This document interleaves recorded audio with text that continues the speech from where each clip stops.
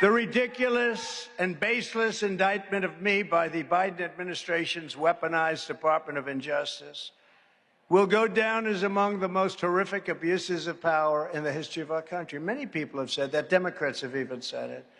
This vicious persecution is a travesty of justice.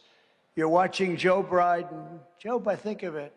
Biden is trying to jail his leading political opponent, an opponent that's beating him by a lot in the polls, just like they do in Stalinist Russia or communist China. No different. As far as the joke of an indictment, it's a horrible thing. It's a horrible thing for this country. I mean, the only good thing about it is it's driven my poll numbers way up. Can you believe this? Way up.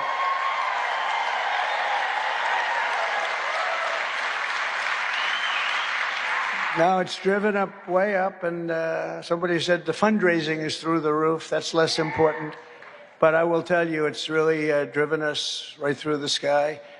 We're really winning big. We're winning by we're beating the hell out of the Republicans, and we're beating the hell out of Joe Biden. That's why they're doing it. If I wasn't, let me tell you, if I wasn't, there'd be no witch hunt. There'd be no indictment. Hey, folks, Dale Jackson here. Lots to talk about today, and we're going to talk about some terrible stuff being said about Trump's indictments. Now, Trump's indictments are a disaster both for Donald Trump and for the Republican Party.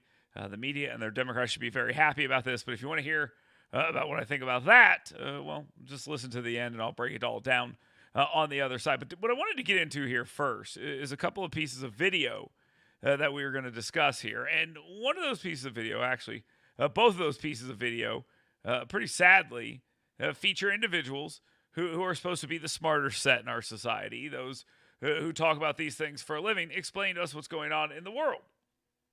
Unfortunately, as you're about to find out, the smartest set in this society, well, they normally aren't that smart. Let's take a look. This is coming from Ali Velshi show on MSNBC. This is Joe Walsh and Charlie Dent, two MSNBC Republicans, and one of them just, happens to mention all the other Republicans probably want Trump to die. This is not an abstraction for Republicans. They've got a presidential primary underway. They've got a guy who's leading by double digits, and it's Donald Trump.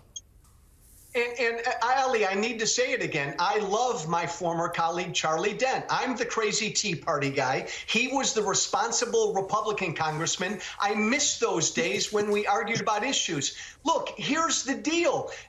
No serious challenger to Donald Trump is going to criticize him or attack him. They're not even trying to beat him, Ali. All they're hoping for is that the justice system or a heart attack takes him out. Now, okay, hold on here. This isn't true, first and foremost, because they are trying to beat him. Ron DeSantis is clearly trying to beat him. Chris Christie is criticizing him regularly, attacking him, even if you will. I believe he called him a Russian stooge.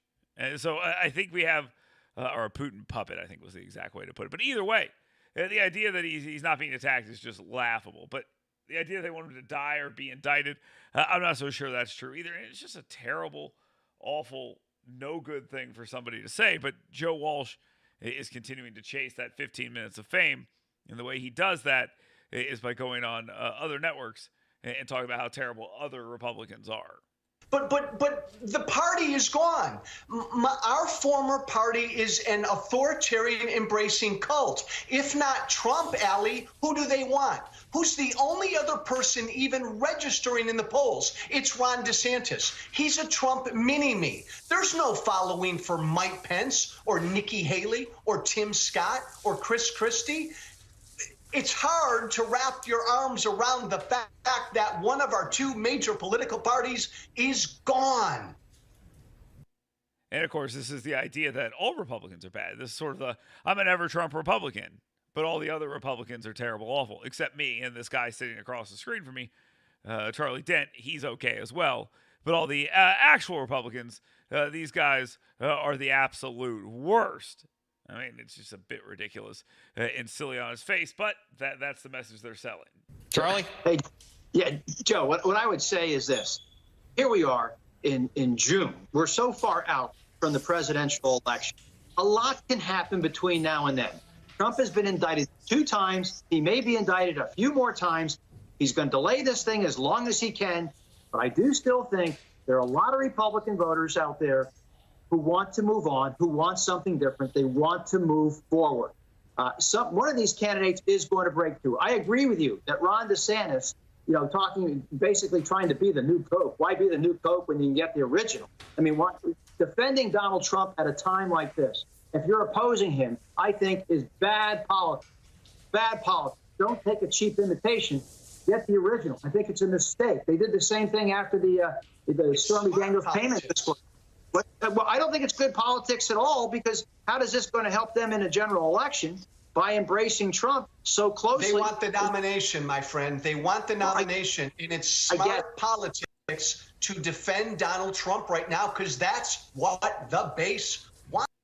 This is not. Now, the funny thing about this, I find funny, is he goes from they're not even running, they won't criticize him, and all this other stuff, they don't even want to win.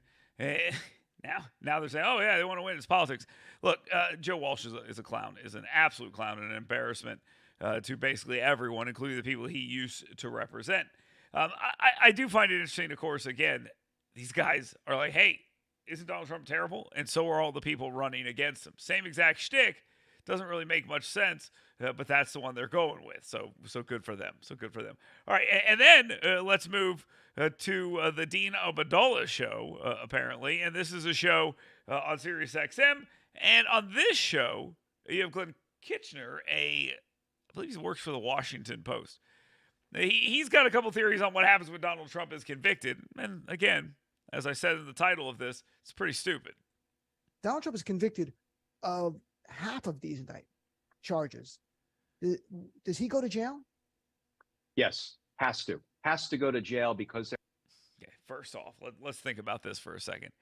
He's a president of the United States. He has a Secret Service detail and has everything else behind him, and they're not going to send him into a prison cell. Like, it's just not going to happen. There's zero chance. So this is the beginning of this argument is pretty stupid, and it gets dumber from there.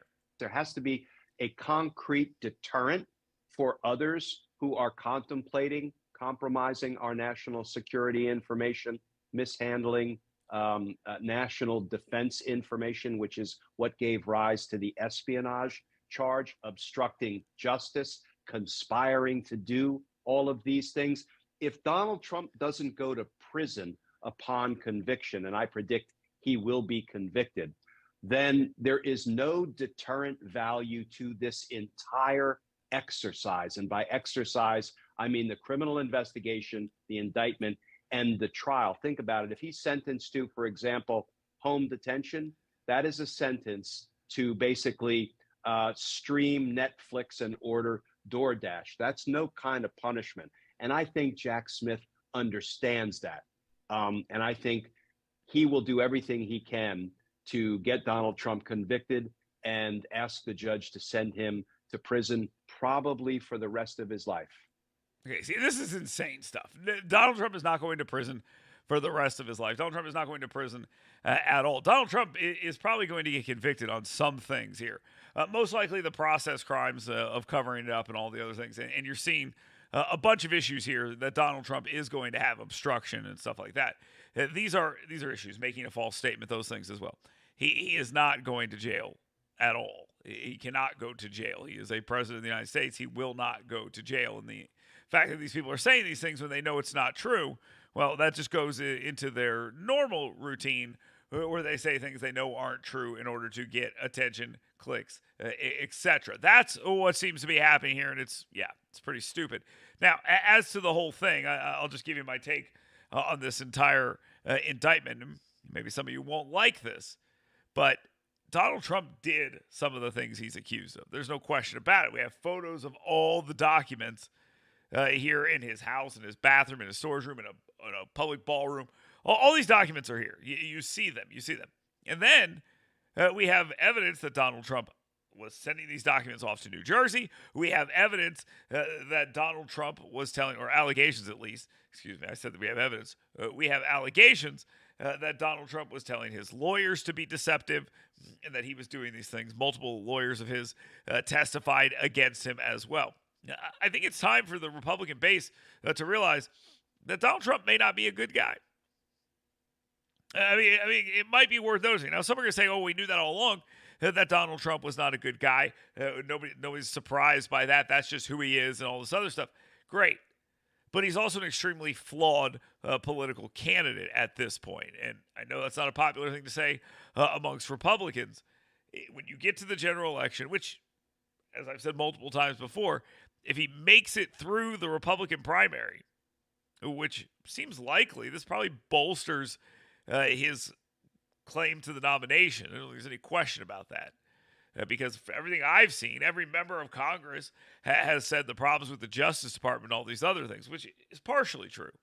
But the problem is also with Donald Trump himself. That issue does remain. The guy did stuff he wasn't supposed to do. Donald Trump was doing things that are not right. And Donald Trump tried to, for lack of a better term, obstruct justice. It didn't have to happen this way. He has been unfairly persecuted and prosecuted for years. Okay? That's true. He has been unfairly persecuted and prosecuted for years.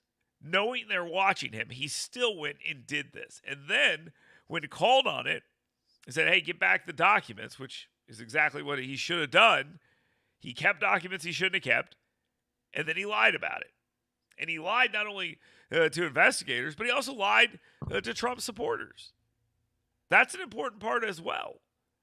He lied to his supporters as well, and I think it's important to point that out. So Donald Trump is not going to jail. Donald Trump is going to get convicted because he did some of these things he is accused of doing, which is a nice change of pace for how these things usually go. Usually these things go in a way where Donald Trump didn't do the things that he's accused, and they just try to railroad him anyway. Now look at what happened there in New York. You had the situation where a woman 30 years ago said Donald Trump did something to her, sexually assaulted her. No evidence, no way to really defend yourself. Her word against his word, and they give a $5 million civil judgment. So Trump has 2 indictments. He has more indictments coming, by the way. He has 2 impeachments. He has also a civil assault judgment against him for looking at about $5 million. How does Donald Trump make the argument, "Hey, if you didn't vote for me in 2020, vote for me now"? It's very hard to make the argument that he's picked up a single vote. If he has, tell me. Tell me down in the comments how Donald Trump has picked up a single solitary vote moving forward. I don't think there's an answer to that. I don't think he has. I think instead what we've seen is what is pretty obvious. Donald Trump has lost support since the 2020 election. He's lost support among some Republicans because of January 6th. He's lost support of some Republicans with every indictment that pops up. He has lost support with all the ridiculous statements. And on top of that, his attack on other Republicans, like Ron DeSantis. That's going to hurt him amongst Republicans as well. So you have the squishy Republicans, the moderates, the independent voters who you need to win a presidential election. And I don't think he's picked up a single one of those. He's hardened his own base, and that's great. That'll get you through the primary. But he is facing a big problem in a general election. And they want him. This helps him. Okay? This helps Donald Trump get the nomination. And I think Democrats want to see him as the nominee. If the race is between Donald Trump and Joe Biden, Donald Trump's going to be the main issue, and he's going to lose. If it is between Joe Biden and anyone else, Joe Biden's going to be the main issue, and he is going to lose. That's just the way I see it. You're more than welcome to see it your way. I do like that someone in the comments said that if you don't support Donald Trump, you hate America. Well, I don't hate America. I think Donald Trump should probably drop out of the race, throw his support behind somebody, anybody else that he wants to, and hope for a pardon, because this is not going to end well for him. He's also looking at indictments in Georgia and other indictments possible as well in other places. And, man, just not great stuff here. The January 6th stuff that they're still looking at, I think, is ridiculous. I think the stuff in Georgia is ridiculous. I think the stuff in New York is ridiculous. But when it comes to the stuff at Mar-a-Lago, when he didn't return the documents and then he tried to obstruct the investigation, that's where he found himself in trouble. And that's going to be a problem. And by the way, this is the guy who chanted "lock her up," put Hillary Clinton away. I thought that was ridiculous. I don't think it should be done. I think it's kind of a nasty thing to do, and for no reason to do that because you're not actually going to do it, as he did not later down the line.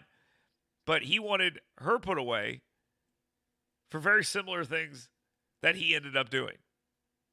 Obstructing. Should she have gone away? Yes. Should Joe Biden find himself in a situation where he's facing legal problems? Yes. But at this point, that means your argument is Donald Trump should be let off for what he did because other people did it. Other people that Donald Trump wanted put in jail for that. Other people that you wanted put in jail for that. The correct answer is to hold everyone responsible the same way, not let everybody off. That's another issue that they're going to have to come to and that these issues create. But thanks for watching. Thanks for listening. Talk to you soon.